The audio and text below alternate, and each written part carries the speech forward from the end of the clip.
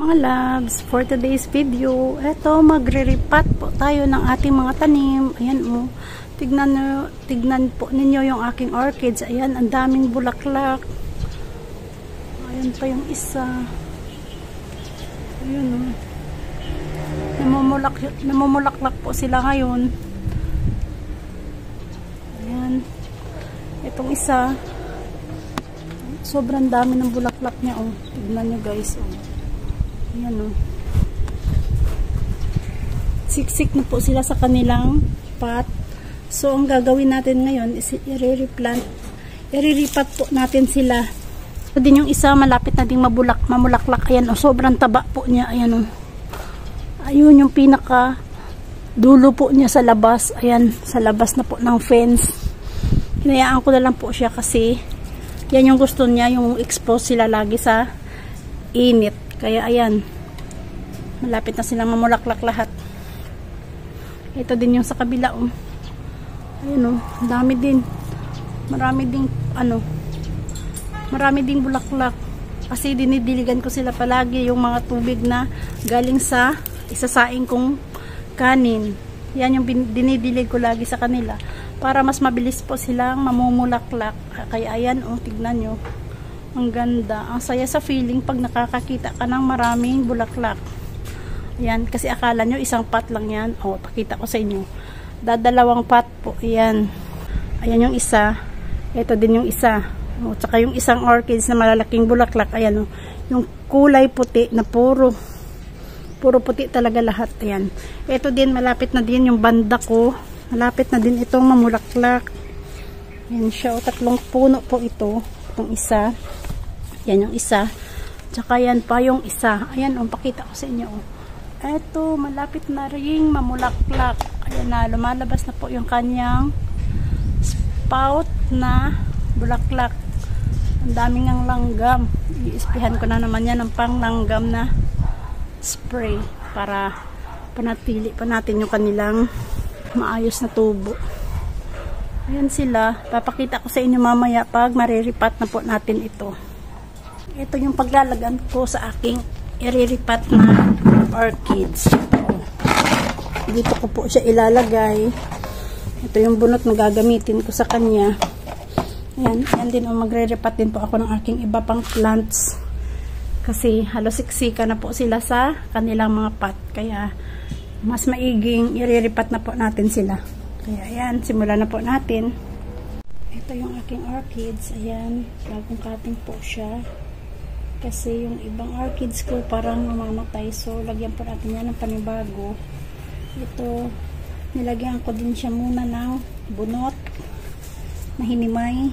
Ayan, nilalagay ko muna sa itaas. And then, ito ko na po siyang malagyan.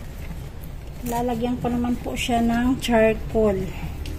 Kasi isa to sa paraan para mabilis po siyang tutubo at lalago.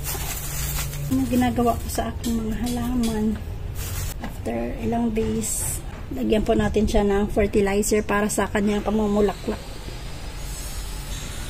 Ayan. Ito na yung unang ripat ko ng aking orchids. Ito na guys. I-replant na po natin ito. Overcrowded na po siya sa kanyang pot. Kailangan bawasan natin siya para makahinga po yung kanilang ibang mga puno.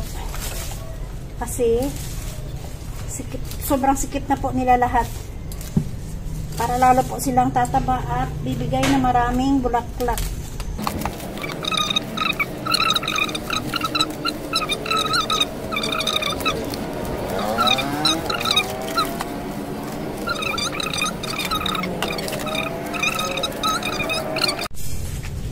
Natanggal na natin yung kanyang ibang puno na ililipat. Ayan o.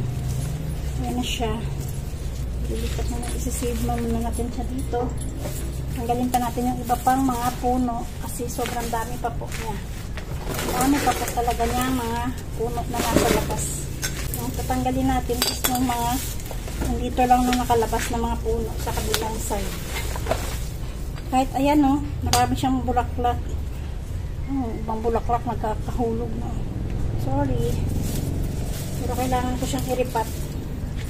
Kasi nga, para mas makahinga po siya talaga na maayos, kailangan siyang bawasan.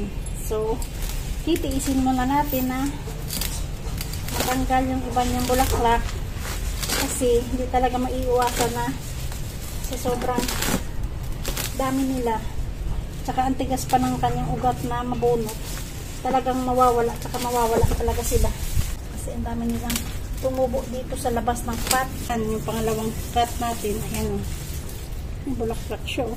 Kailangan talaga linisan siya para mabago na naman yung kanyang puno at mabawasan yung mga ugat-ugat na tumutubo sa kanyang gilid. Yung iba kasi magugulang na yung puno. Kaya tanggalin na natin. Hirap talaga. Dalawang binti ko na yung nakahawak sa kanya. Para makat ko po yung kanyang mga ugat-ugat. Ayan. Oh. See? Kasi ang sarap talaga sa feeling kapag malinis na namumulaklak yung halaman. Ingat-ingat kasi baka maputol yung mga bagong tubo ng mga bulaklak. Bagong usbong. Ang dami pa din niya. Kahit nabawasan ko na siya, sobrang puno pa din. Papakita ko sa iyo mamaya yung finished product natin. I-relipat na natin siya. Lagay na natin dito sa kabilang at na ating lagyan sa kanya. Yan sila. Ang dami. Himay muna tayo ng mga bunot na ating ilagay sa kanyang puno. Himayin na nalagay sa kanyang puno. Talagang ayos ang kanyang paglagay ng bunot kasi kung hindi luluwa yan siya sa kanyang pot.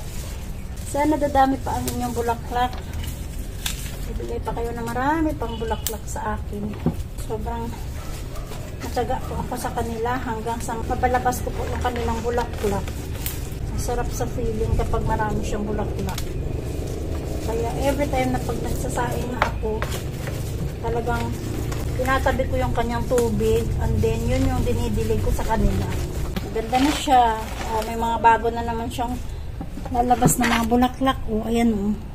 Hindi pa masyado lumabas yung bulaklak niya. Ayan namin yung mga bulaklak. Ganyan. Sabi ko ako na marami pang bulaklak yung aking mga orchids. And then, yung ibang part, lalagyan natin yan ng lagyan na natin siya ng uling sa gilid. Lagyan siya ng charcoal. Diyan kakapit yung kanyang mga ugat-ugat. After nyan, didiligan siya bago isabit. Tapusin ko na lang muna silang iripat bago ko sila diligan para sabay-sabay na lang po lahat. Na yung dalawa. Tanggalin ko pa yung isa.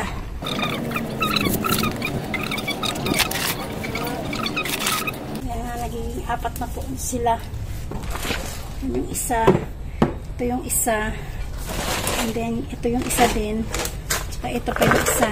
Kaya babalik ko na po sila ulit sa kanilang paglalagyan. So, yan na po muna sa ngayon. Thank you for watching. Happy Plantita Day!